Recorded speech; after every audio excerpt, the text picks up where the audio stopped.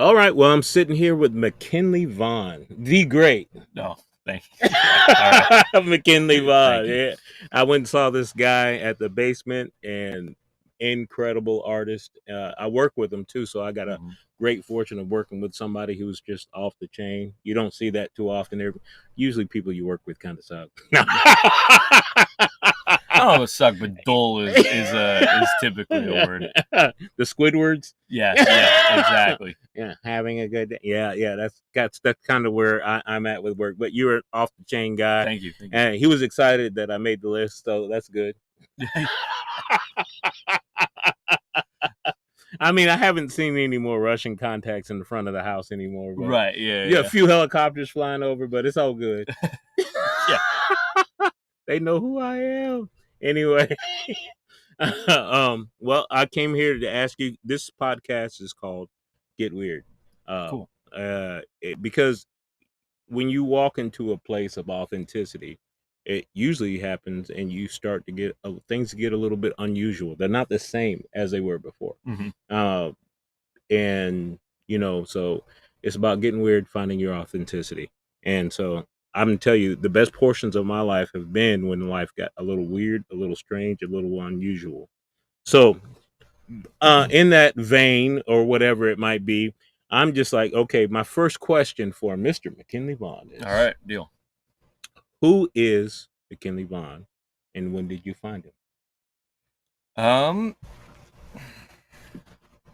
that's a great question. I don't think I know who McKinley Vaughan is. I know that I am McKinley Vaughan, and I think I'm on a constant search for who I am. Right. Okay, that's good. But it kind of feels like let's see, less of a trying to find this final version of myself, and more that I'm in a boat that is myself flowing down through time. I guess it's just kind of taking it as it goes. I'm like, I don't know if anyone ever really knows who they are. I don't. Yeah, exactly. I have no idea. It's at any time, I think anybody who says like, no, this is who I am, this is the way that things are. It's like, oh, I think you're pretty restricted. Usually those type of people seem to be a little restricted, but Squidwards. yeah. But then at the same time, I think there's like, I have a huge respect for people who are like, no, this is me, and you're like, all right, cool. There's your line. Yeah, I guess you found it, or you've defined yourself, right? Right, exactly. I mean, I believe that finding who you are in general is a great thing. Mhm. There's some generalities. McKinley Vaughan probably likes music.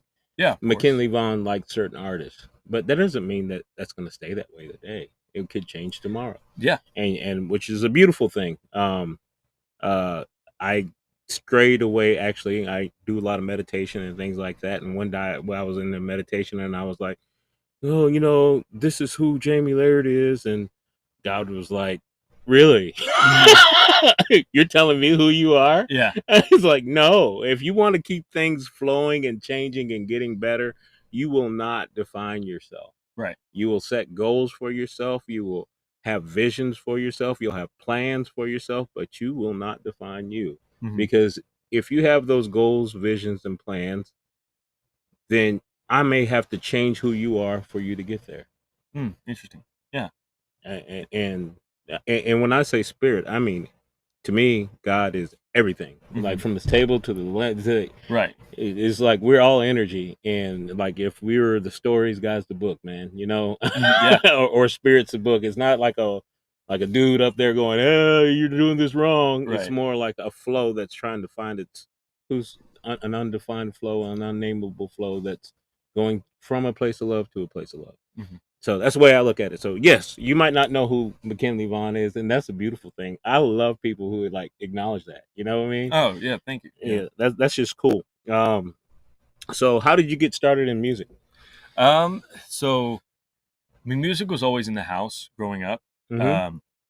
My dad played trumpet when he was in high school, and then decided to work and have a family and all that. Yeah. So, but he loved music, so there was always something going on. Like anytime it was cooking or cleaning, like there was usually a stereo with some loud being played, and of like all types of different genres. So Oh, that's cool. it was, you know, anything from like Tower of Power to you know, the White Stripes or Led Zeppelin or, you know, That's awesome, Godsmack. man. Like it was literally anything, you know, went. Except for rap. My dad wasn't into rap. Oh. Yeah, that was like my siblings and I got into that. But But that was an interesting that mix was of the it. house. Yeah, exactly. Yeah, when we all turned about 13, 14, he's just like, I don't know, man. But yeah, my dad tried to get us into music, like playing music when we Hmm. were really little, and none of us really wanted it.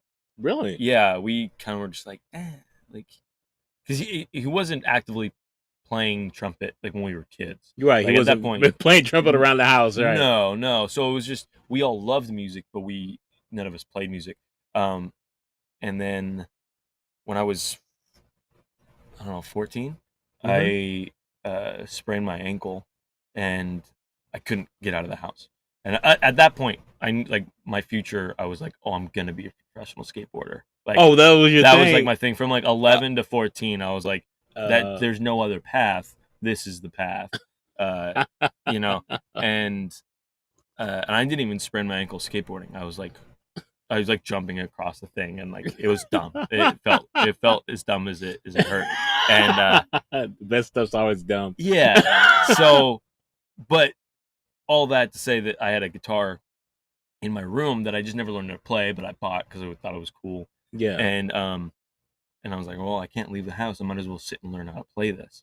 And then, you know, YouTube was still pretty young at the time, and but there was nothing but resource on there Oh, of okay. how to, you know, teach yourself. And a relatively new Nashville native, Marty Schwartz, has videos on there. Okay. Um, and That name sounds familiar. yeah, he's probably the most quote unquote famous guitar instructor on YouTube. Okay. He's responsible for so many people playing guitar, and myself included. Um, Sweet. and so I sat and just like, learned how to play, and I wasn't good for a very long time. And That's a beautiful thing. I love. yeah, I mean, I have a respect for bad music, man, and bad singers, and oh yeah, I mean because I understand it's part of the process, mhm, and it's beautiful. I love confident bad players. yeah. I remember showing my dad once. I was like, "Listen to this," and I played a song. He's like, "What is that?" I was like, "It's Brown Eyed Girl," you know. And he's like, "Doesn't sound like it." He's like, "No," he's like, "I'm not saying that's not it. I'm just saying I don't hear it." I'm like, "All right." And so my parents never wanted to be the term that they used was American Idol parents, Okay. because if you remember those early days of American Idol, I'm sure I don't really watch it now, but I'm sure it happens now too. But you get somebody who's maybe not that great, but Hmm. then the parent in the side interviews is just like, "My kid's the best. Oh, they're They're incredible. Yeah. incredible." And it's Yeah. like, it's great that your kid loves to sing, but not everyone's, you know, Incredible. Yeah. incredible. Like, you know, go home, take some lessons, learn how to use your instrument if you got a love for it. You're right. Um, but yeah, they didn't want to be affirming a false idea. They're not the participation trophy parents. No. They are. You have to earn this son of a gun. Yeah, yeah, There's yeah. nothing wrong with that, man. There's No, nothing wrong. which I think is why like I do so well in like a manufacturing setting, is Oh, because okay. it is like for like my day job is Yeah. uh you know, it is like you literally get what you put into it. And you Hmm. know, and I think everything in life is very similar, if I not the agree. same. I So agree. anyway, long answer to short question. That's how I got started in music. Okay. I mean, so you got started in the household, sprained your ankle. Hmm. At what point was it where you're like, this thing has become part of me, and it's moving me at the moment? It um for a while I was just doing it because it was fun. Right. Like playing guitar. Excuse me. Hmm. And then one of my friends that I used to go out and skate with all the time, he he just showed up in my room one day. I think Okay. like my Okay. parents just let him in or whatever, and then he sees me sitting on my bed playing guitar, and he goes, "This is why you're not coming out all the time." And I was like, "Oh, yeah, I Yeah. guess." And that was kind of I think the first acknowledgement of, "Oh, this is kind of who I am now." Is I play guitar and I like to skateboard, but that's not my future anymore. And I didn't know what my future was. I didn't know I was going to move to Nashville and you know try to to make it in music, or whatever. But Isn't that crazy how like I said, that self definition thing. yeah, As soon as you try it, it's like yeah, it just breaks. Yeah, and also at 15, you think you know everything, Oh yeah, and yeah, then yeah. They don't understand. I'm the greatest in the world. Yeah. yeah, You might not see it yet, but you will. exactly. Yeah, I have friends that are 21 that are like that. I'm like, all right, like give it 3 years, and you're gonna be a different person.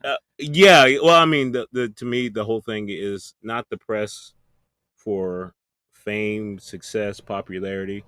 To me, the press is to make good music that Absolutely. you enjoy. It doesn't matter if Yeah. anybody else enjoys it. Hmm. The press is to make good music, to spend time where your craft moves your soul, Hmm. because that's where you find the dividends. Oh yeah, I think I believe I was listening to Brandy Carlisle talk about this, where she Mm-hmm. said that um, I can't remember if someone I'm probably misremembering, but Mm-hmm.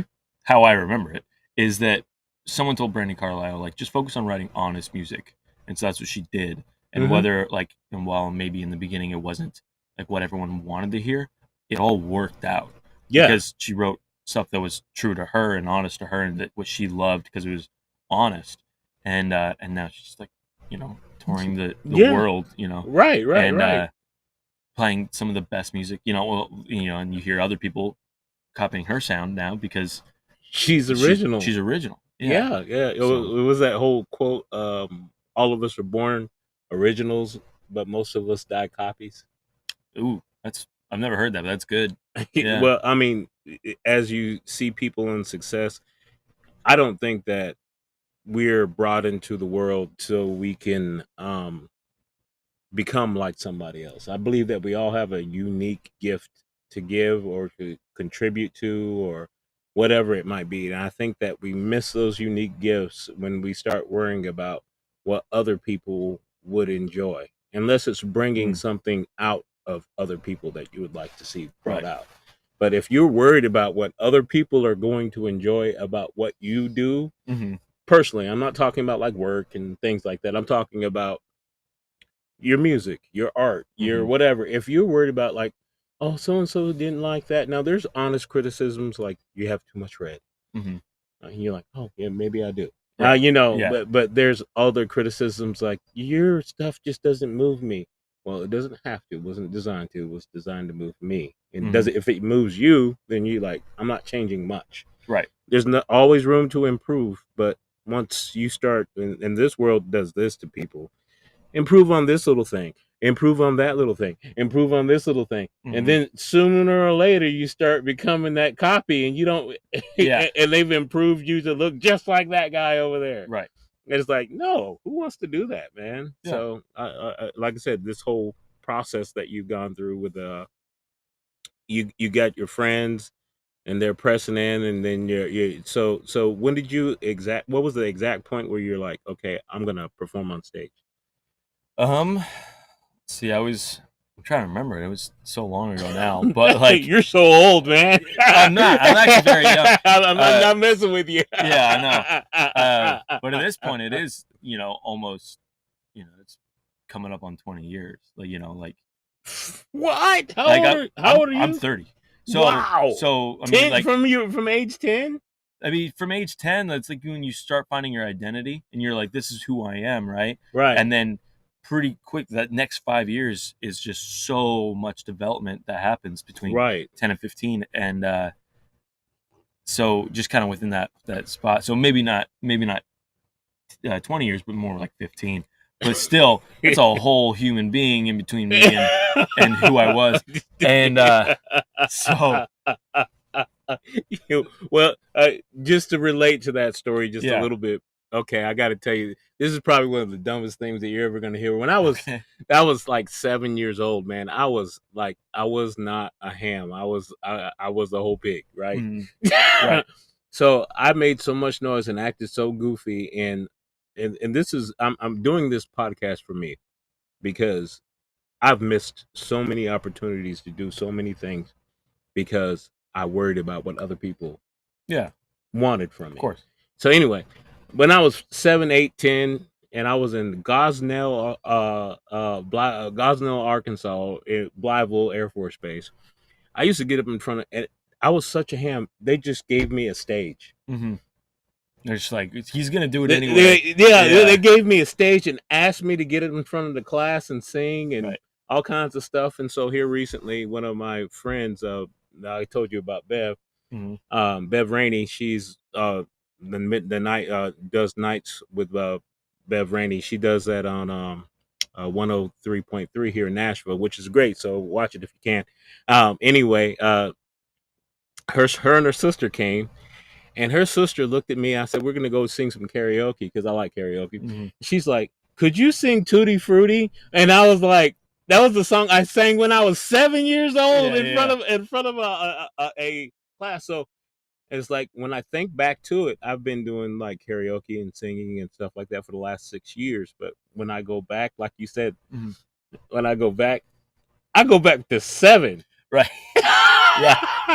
Yeah. And it was weird having a grown woman that was 50 years old tell me, "Could you sing Tutti Frutti?" Right. I'm like, "Oh wow. Oh wow." Anyway, so yes, I identify with your 20-year journey. I got a 30, almost 40-year journey, Oh, nice. which is Yeah. insane. Right. It's longer. It is 40 years. That's even scarier. Right. And I never pressed into that until this stage of my life, Mm-hmm. because everybody was like, "Nah, you can't do anything. You can't make money doing that." Right. And I was like, "Ah." Yeah, but then now we're in an age where that's kind of what it is no, like, go find the thing that you like to do and go do it. And Do it anyway. Yeah, exactly. Do it and keep on doing it. Right. Do it till you're satisfied. Yeah. Well, that's awesome, man. So, where are you from originally? So I'm from Utah, the Salt Lake City area, a little north of that. Oh, And I like the Mormon folk. yeah, there's a lot of them. Yeah, Yeah. yeah. Yeah. I And used to be a Mormon. Anyway. oh, really? Oh, that's crazy. Small world. Yes, I used Yeah. to be a Mormon. Long story on that. Everything in my life is a long story. Aren't all stories? Well, it's like, I took the machine gun approach to life. Mm. If you take a shot at everything and maybe something will stick. Yeah. Yeah. Yeah. So anyway, yeah. So Utah. Yeah. Born and raised.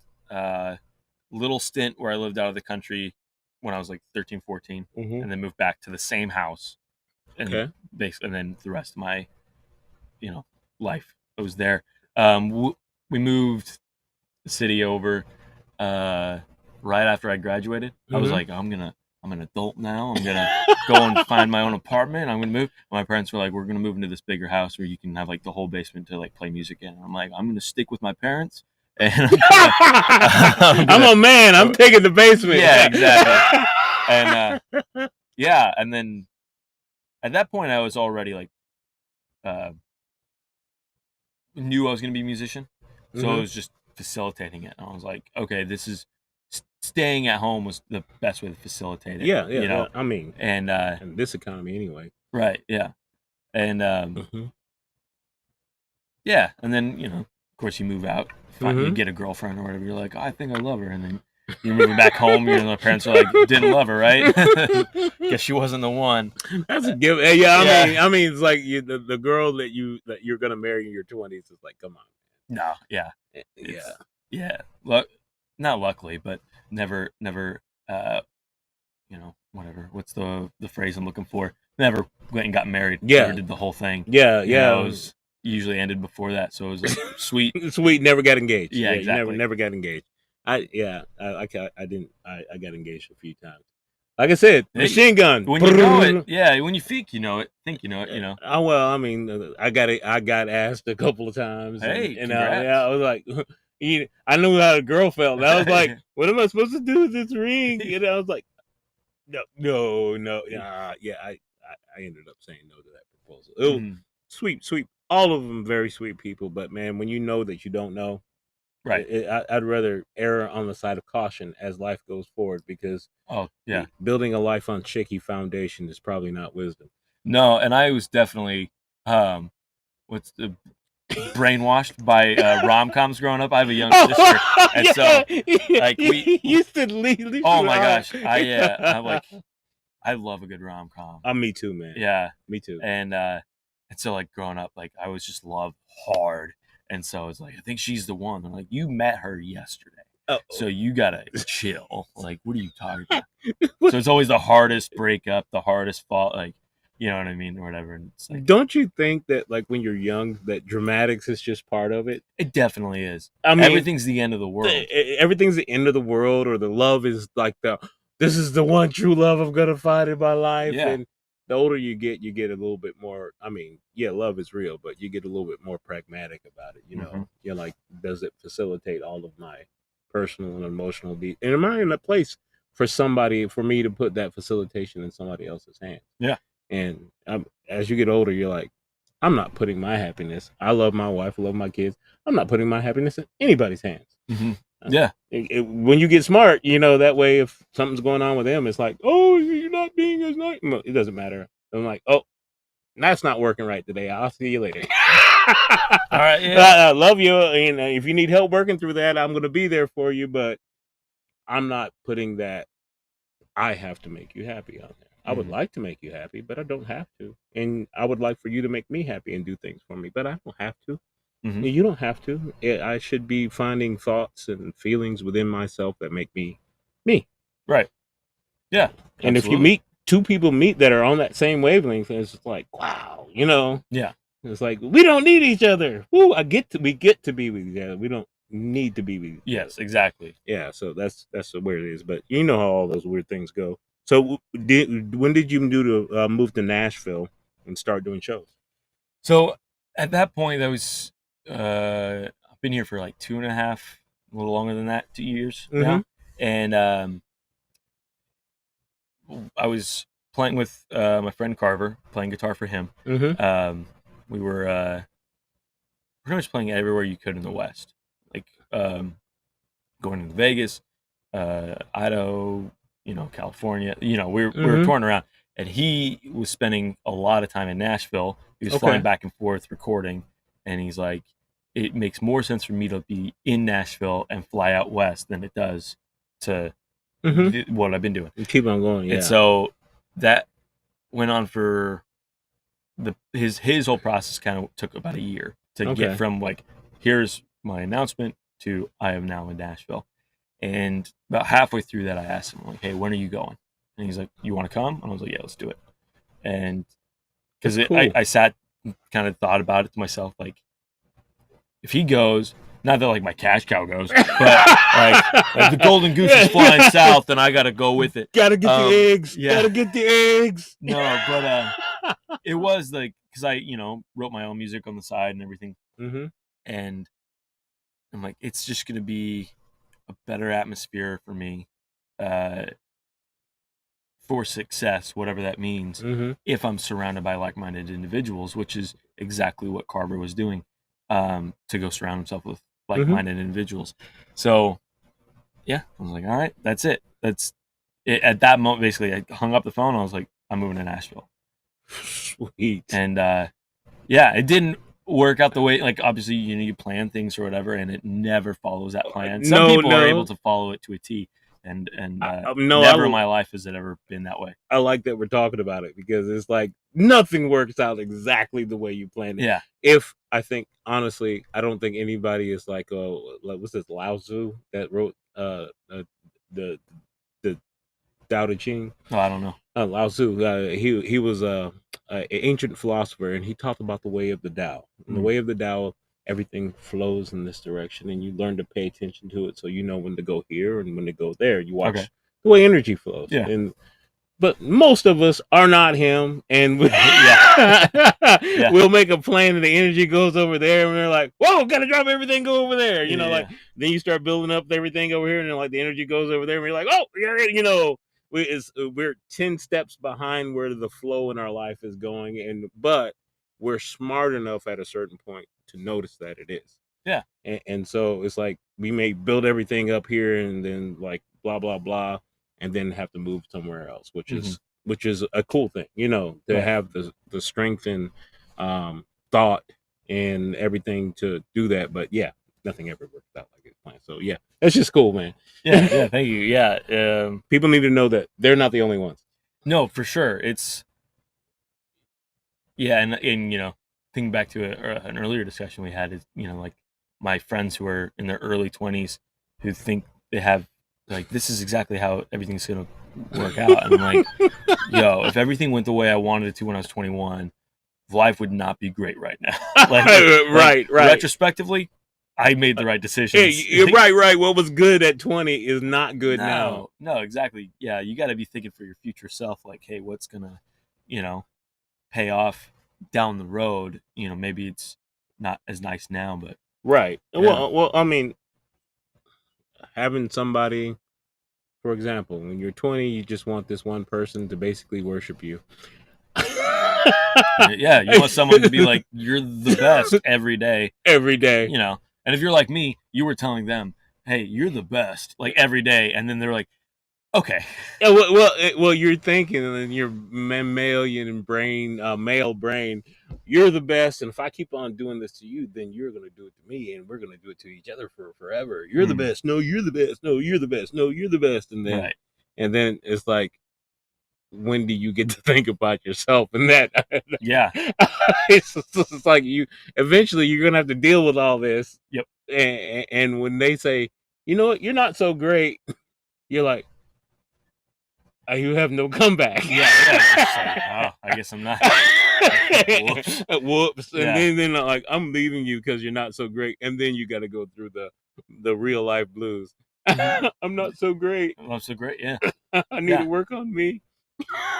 Which is like, great having music in that situation, because then it's like you have this outlet of like the, my baby left me. You know what I mean? Like literally picking up the blues. It's like you get to write a bunch of really crappy songs your family has to listen to every day as you cry through your terrible song. And it's like, that's a beautiful but thing. it works to then eventually you get to write really good breakup songs, Mhm. and you can tap into those emotions. You got to feel it before you can't fabricate those emotions. That's true. And so, I mean, yeah, I've been through the crappy emotions and breakup songs. It's good to talk like emotions when it comes to like, when you have my baby left me and all that stuff, yeah, and then you start writing good songs to actually convey all that. right. Is that kind of like some of your motivation to touch people with your music? No, which I think most people would say yes, of course, but No, that's why I'm asking. For me, it's not like for me, it's one, how can I convey the emotion that I am feeling in a way that I find listenable? Okay. Kind of like what we were saying earlier, is you got to write for what you enjoy, right? Right. And if I worry about trying to connect with people, then I'm writing something that's not true to myself. Like it kind of goes into the whole like pandering to different audiences or whatever.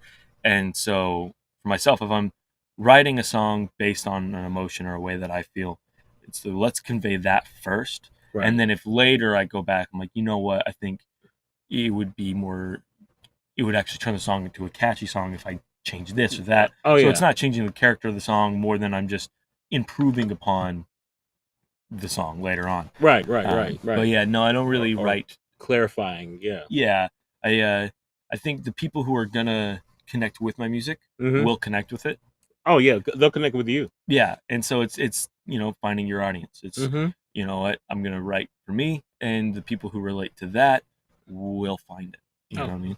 That's very cool. I mean, like I said, I love your music. Thank you. It's original. It's powerful. Moves you from the inside. A lot of things move you from the outside, and then you find out that you're like moving to, mom spanked the chicken, and you're like, what?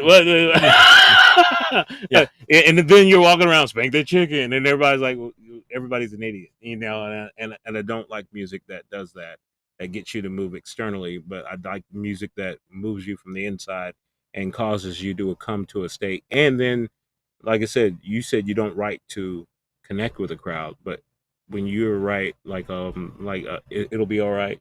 Yeah. That forced me to connect with you in that moment. I connected with you rather than you connected with me. Oh, well, And thank you. Yeah. because I'm walking around, it'll be Yeah. yeah. And I was like, wow. He's bringing something that's similar to him up in me, Mhm. and that's a good point of connection with music and anything. I mean, that's why I was like, and then you're an incredible guitar player on top of Oh, that. thank you. I appreciate it. Yeah. Yeah. So I'm like, man, this dude. See, this interview could be like $1 billion interview because like I'm catching you on the front end. Okay. I don't know, but I hope. Let's be real. Yeah, Yeah. but like, yeah, we're and just like this whole thing, like I said, it got weird at some point in time. Mm, It got weird when you started connecting with your vision and where you wanted to go. When your buddy, like the cash cow, was moving, mhm, I got to go to Nashville, and then it's like when you're on these Nashville stages. When was the point where you start playing for your buddy and mhm. started deciding to step out and play a little bit for yourself? I had always wanted to put out my own music. Like I always wanted to be like when I started to actually be able to play, I Mm-hmm. was like I wanted to like Jimi Hendrix was one of my huge influences. Love Jimmy, And man. so, and his book Room Full of Mirrors, well it's not his, but it's about him. Yeah. It I read it, I don't know, probably 17 times in high school. Oh Like I wow. loved that book. And the whole thing was just basically about like, this guy just wanting to do his thing, Mm-hmm. and Find his that's authenticity, yeah, right? exactly. And Right. and I wanted to do that basically from the get go when I knew I wanted to be a musician. Mm-hmm. And but I didn't have all the pieces ready. I had the guitar kind of there, Mm-hmm. but like the singing was not good, and Yeah. my songwriting I, was I worse. I And love all the bad, man. The bad makes yeah, it good, it was man. bad. And my dad always had this line. He's like, Eric Clapton didn't sing for a while. And I was like, jeez, man, it's I love that like, one. and he was trying to be helpful, but like Yeah. everything to this day, I'm like, that's a great burn. That's crazy. And so like I, you know, once I got to the point where I felt like I could write something that was listenable, it Right. was like, okay, like I have this where I play guitar for people, and then on the side when I have free time, I'll write for myself Right. and do that. I like that. Yeah. I like that. That you decided that you'd write on the side. You'd write for yourself. I've done a lot of recording with people. Mhm. I love music in the whole. I love media. I guess what it comes down Yeah. to. This is new to me, but I love media. But just the process that you can capture thoughts, emotions, people all together, and then you like can record it and manipulate it and all kinds. That's just the coolest thing in the world. But I've always done that in a support role Mhm. for a lot of people. And I used to make beats and stuff like that. Then I stepped out, tried to do my own rap thing back in the day. It was Mhm. terrible. And then it got good. And then I was like, by the time it got good, I just quit doing it. Mhm. I lost the flavor for it because I was so used to being support. So Mhm. that's like a beautiful thing. Support people, man. It's like you don't understand. Nobody gets it, Yeah. man. Well, and the coolest thing for myself is that like my band Hmm. is filled with, I mean, aside from the drummer, this is the first time I've worked with him, and he's fantastic. But the everyone else are people that I played for. That I play in their bands. Oh, that's So it's awesome, yeah. man. So it's like my friend Carver plays acoustic guitar for me. Uh, Liam Wally plays keys for me. And, they're both killer artists. My friend Drew, who produced "Be All Right," Okay. um, he was the frontman of his own band FKB from Canada, and they're spectacular. Right. Um, and so it's like all these people that I supported, at one point Oh, through that's awesome, different man. ways, are now playing for me. And then my roommate Easton, Uh huh. he's a killer artist as well, and we played together in bands back in high school, and he was like the front man, and I was playing guitar for that. So, Wow. um, and now they're all in my band. So it's this kind of like circular thing Yeah. where it's like I'll still play guitar for them when they need it, Yeah. but then they're like, yeah, well, you were here for us, so we're going to be here for you. Man, And that's now I've got this beautiful, man. killer band of all frontmen that Right. so everyone has that that thing that makes them an artist, and it's like I can't believe I'm up front right now. This is insane. And so, but it's not to interrupt, but I was it's kind No, of it's cool. no, you're not interrupting at all. I was just like the support factor. See, what you're experiencing right now is not what many people get to experience. Mhm. A lot of the support people, and then they're like, okay, whatever. Yeah. So the caliber of people that you surrounded yourself with is definitely high, and they have an appreciation for you. That's a beautiful thing, and I'm just saying, don't take that for granted, because there's a lot of Yeah. people out there, especially with music, that, like, oh yeah, that guy over there. They trade musicians like baseball cards. Right. Yeah. You know, like, oh, you got a drummer? Oh, okay, I got a drummer. Yeah. But these guys have really supported you, and you're on the support bullet train, which, It definitely feels like it. yeah, Yeah. yeah, and that makes a difference. Like with your music, your live performances are incredible. Um, just for a starting artist, I was like, when I saw you guys come out, and I was like, I did know that it was a whole band full of frontmen.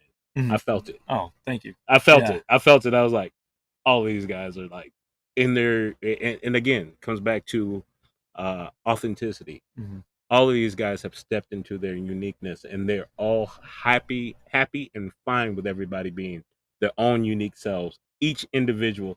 You Mhm. guys are like the village people that can play. Hey, don't knock the Village People, all right? Hey, YMCA is a great song. YMCA is Yeah, a great Macho song. Man, get out of here. Yeah, but it's like the Yeah, Indian, the yeah, yeah. construction We all worker. do our own, right? Everybody's doing their own thing, and Mhm. then you come together and you make this incredible sound that does Right. something. Thank you. Yeah, so it's like I said, it's like the village people with instruments. Yeah, yeah, yeah, yeah. Very, yeah. I yeah. Okay, I'm with you now. Okay. Yeah, I thought you were like Village People, but good. No, I was like, no, whoa, no, no, no, no, no, no. no. I'm with you. Yeah, Yeah, yeah, yeah, yeah, yeah. because that was a band full of everybody from different genres. Right. Yeah, and then and yes, I don't know what they played or did in the studio, Mm. but you saw these different groups, and they were all represented, and everybody's doing their own.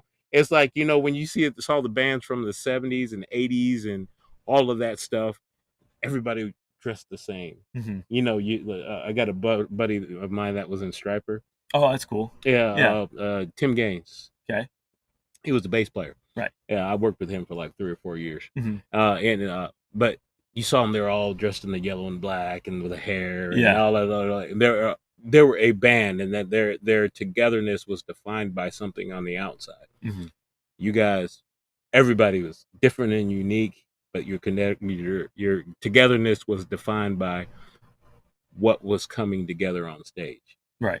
And that was like, bam. And I was like, that is it right there. That's what everybody should be doing. Hmm. Letting everybody do their thing, like a full band full of people that are expressing their authenticity. And that's what makes the sound beautiful. Coming together around the sound and coming together around you, buddy. Yeah. Thank you. Yeah, that's cool stuff, man. Yeah. That's cool stuff. Well, you got anything else you'd like to tell the group out there, man? Listen to my music. Yeah. Other than that, because when does this come out? It'll be in February. I'm not February. sure. Okay, so Yeah. I don't know what I will have booked by then. Well, tell them Um, your venues that you use, like those. I looked you up on Spotify and checked out several of your songs. oh, thank you. Um, Yeah, I'm anywhere you find music. So Spotify, Apple Music, Tidal, whatever. Under Mckinley Vaughan, Vaughan.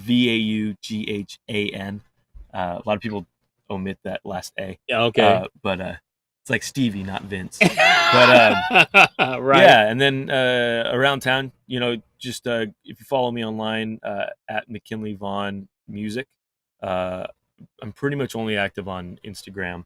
Um, I understand. and yeah, but I usually post anything that I'm doing there. February 20th, I'm playing, I believe, at the local for a Nashville tour stop. It's around. Um, and so I'm doing that. Yeah, and then just I'll Cool. keep everyone posted online. Oh yes, I will. Where I play. I will put little links and stuff like that to your Oh, cool. information up once we get everything up and going. Do you want to play a song for the crowd, or you? Yeah, let's do it. All right, Yeah. all right. We'll be back. That McKinley. I think I'm done. Thought I was born to run. Now I'm staring at the sun, waiting for it to change. I used to smile, used to dream of life after high school, when I had nowhere to go and drive to. Things have changed. I'll escape, find a place to relate. I've been stuck in a feudal state. Have I always been? Break me, bring me to the other side. Take me, tell me you can change my mind. Funny how you find you're missing what you tried to leave in the distance. Break me, I'm older now, but not grown up. Take me, I was now known for giving up. Funny how you find I'm missing what I tried to leave in the distance.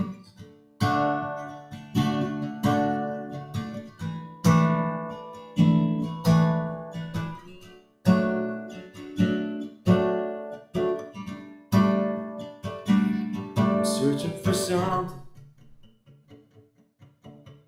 a reason to burn out and blossom. The weight of the world is colossal when your heart is chained. So who am I? And what have I become? Am I still that little boy who's on the run? Break me, bring me to the other side. Take me, tell me you can change my mind. Funny how you find you're missing what you tried to leave in the distance. Break me, I'm old now but not grown up. Take me, I'm never known for giving up. Funny how you find you're missing what you tried to leave in the distance. I only wanted to stay. I only wanted to change.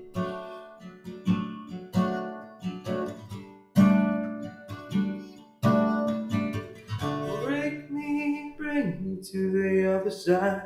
Take me, tell me you can change my mind. Funny how you find you're missing what you tried to leave in the distance.